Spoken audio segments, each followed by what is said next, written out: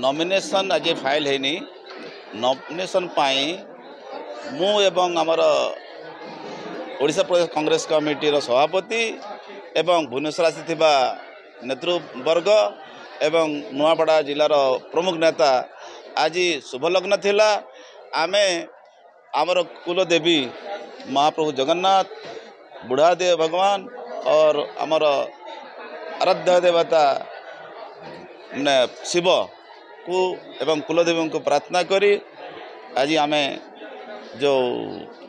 लग्न देखबा कथा आज आमे सेने दस्खत कर नमिनेशन पर दस्खत कर देछो। आसंता 18 तारीख दिन एक विराट शोभा यात्रा रे जोठी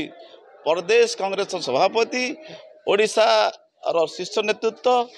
एवं समस्ते छत्तीसगढ़ एवं भारत